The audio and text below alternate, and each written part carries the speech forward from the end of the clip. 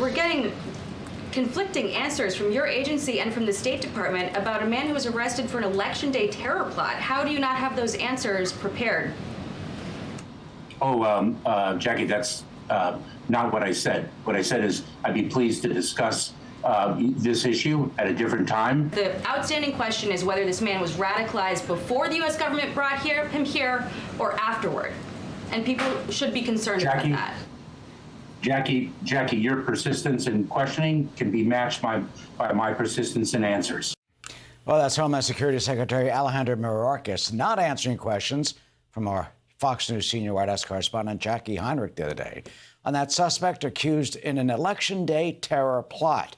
You're looking at that suspect, the defendant, Nasir Hamad Twahedi, an Afghan man. He's living in Oklahoma. Used to work in a security job, we're told, for the CIA in Afghanistan. But authorities say he was planning an attack on behalf of the Islamic State. This incident, experts say, highlighting concerns over the vetting of migrants who are let into our country. For more on this, let's bring in former acting Secretary of Homeland Security, Chad Wolf. So, Chad, if we get this straight, he helped our government. You assume he was on our side if he was worked for the CIA in a security job. They give him a new life in our country. Now he's accused of turning against us. What does this case and this prosecution reveal to you? Well, obviously, it's very serious, right? Anytime we uncover a terror plot here in the United States, in the homeland, you've got to take that seriously. So I certainly commend law enforcement for being able to break this up and prevent this from happening. But I think what this ultimately shines a spotlight on is the Biden and the Harris administration's use of parole and allowing individuals into the country who aren't fully vetted, right? We have to remember, after the fall of Kabul in August of 21, they paroled in 77,000 Afghan nationals, to include this gentleman, but others as well. And we know, because a DHS IG report says, they were not fully vetted before they were brought to the United States. And so the question asked to Secretary Mayorkas in the clip that you just played was he vetted before, or did he become radicalized when he got here to the United States? It's a very valid question. I'm not sure why the secretary wasn't prepared to answer that and why he didn't answer that. You said the word parole. Most people think you're in prison, you get paroled, you get let out. Can you explain what this program is, the humanitarian parole program?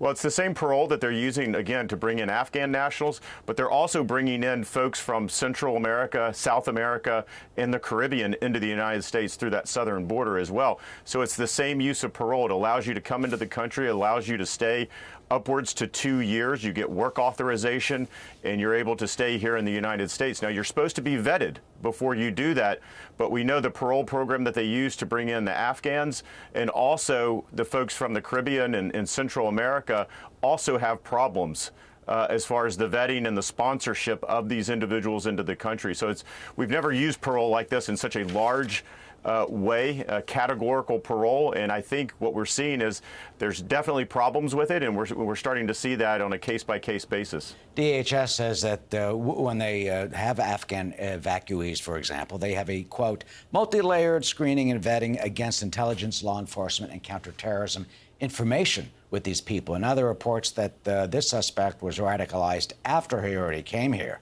Are they doing a sufficient enough job to make sure some potential terrorists don't slip through?